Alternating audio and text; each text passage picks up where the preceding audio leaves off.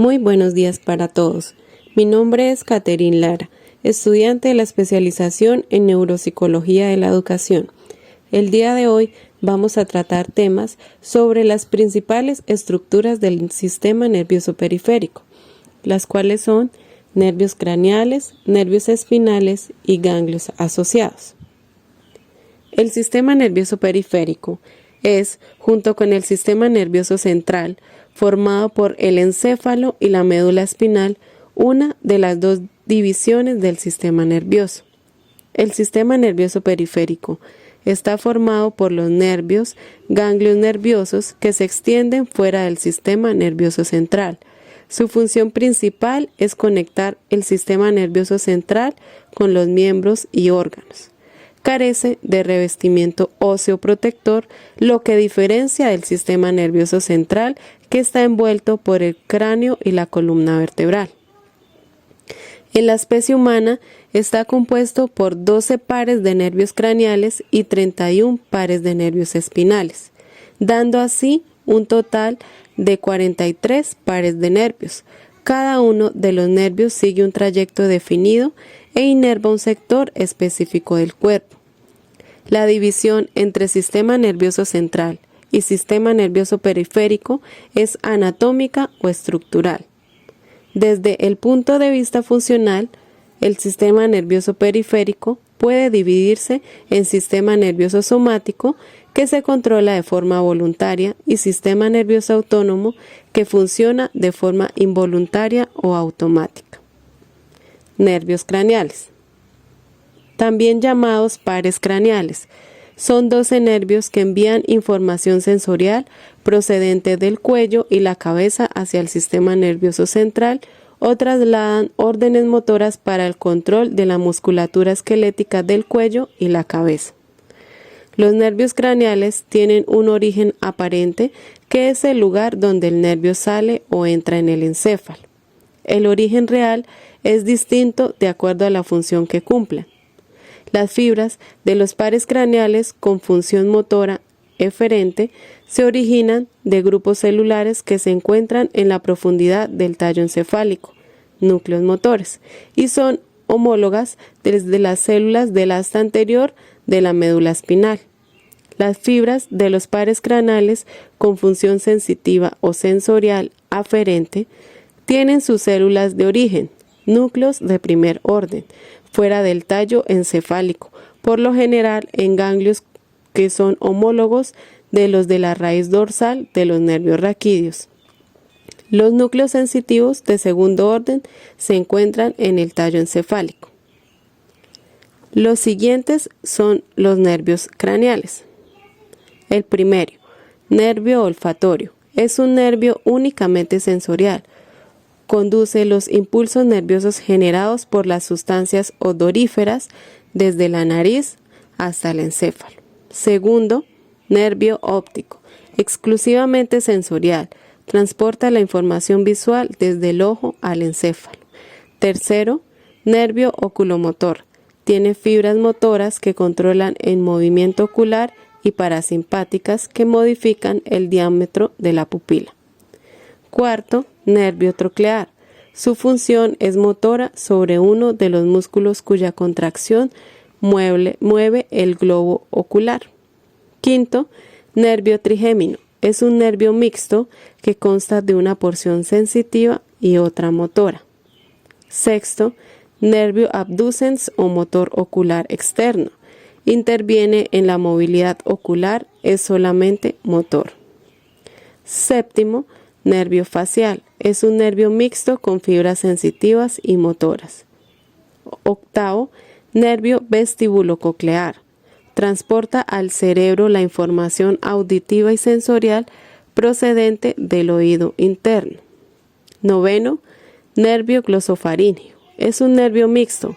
La porción sensitiva transporta señales procedentes de la lengua y la faringe. Décimo, nervio vago. Es sensitivo y motor. Aporta además parasimpáticas que actúan sobre diferentes órganos, entre ellos el estómago y el corazón.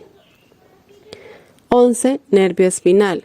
Es un nervio motor que activa, entre otros, el músculo esternocleidomastoideo, provocando el giro de la cabeza. 12. Nervio hipoglóseo. Es un nervio motor para la musculatura de la lengua.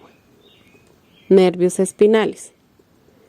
Son un total de 31 nervios, cada uno con dos partes o raíces que se unen entre sí, una sensitiva y otra motora. La parte sensitiva es la que traslada la información desde los receptores hasta la médula espinal, mientras que la parte motora es la que lleva los impulsos desde la médula espinal hasta los efectores correspondientes. Se distribuyen de la siguiente forma: 8 pares de nervios cervicales, 12 pares de nervios dorsales o torácicos, 5 pares de nervios raquídeos lumbares, 5 pares de nervios raquídeos sacros, un par de nervios raquídeos coxígeos. Cada nervio espinal o raquídeo se une en dos puntos distintos a la médula espinal. Tiene una raíz posterior y una raíz anterior. Las raíces posterior y anterior se unifican para formar el nervio raquídeo. Como la raíz posterior contiene fibras sensitivas y la raíz anterior contiene fibras motoras, el resultado es un nervio mixto. Su recorrido es muy corto, pues inmediatamente se divide en dos ramas, una dorsal más pequeña y otra ventral o anterior más grande.